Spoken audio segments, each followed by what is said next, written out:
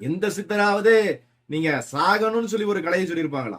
எல்லா சித்தர்களும் நீங்க வாழணும், அதே போல் இந்த மூளையினுடைய தன்மையை, மனத்தினுடைய தன்மையை பெருக்கிக் கொள்ளணும். அதுதான் மெயின் இங்க. ஆனா நம்ம என்ன பண்ணிட்டு இருக்கோம்? மனத்தினுடைய தன்மையை வந்து சுருக்கி கொண்டுட்டு இருக்கோம். மனத்தினுடைய தன்மைங்கிறது என்ன? இதுதான், மூளை தான். மைண்ட் ஈக்குவல் டு மனம். மனம்ங்கிறது எண்ணம்.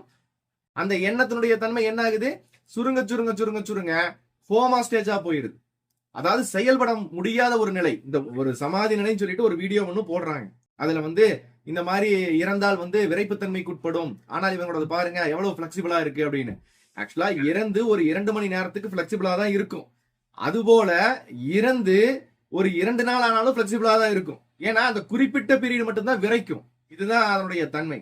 இது என்னன்னா, இதை ஒரு விஷயமா எடுத்துட்டு சமாதி நிலை அடைந்தவருடைய உடல் வந்து இப்படிதான் இருக்கு அப்படின்னு சொல்லிட்டு ஒரு தவறான ஒரு வழிகாட்டுதல வந்து ஆன்மீகத்துல வந்து பரப்பிட்டு இருக்காங்க.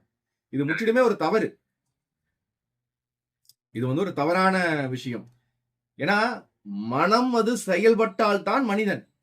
அந்த மனதை ஒடுக்கினால், மனது ஒடுக்க வேண்டாம், அதுவே அடங்கிருச்சுன்னு வச்சுக்கலாம். ஒரு உதாரணத்துக்கு அது கோமா ஸ்டேஜ். அவன் இருந்தும் பயனற்ற ஒன்றா மாறி போயிடுறான்.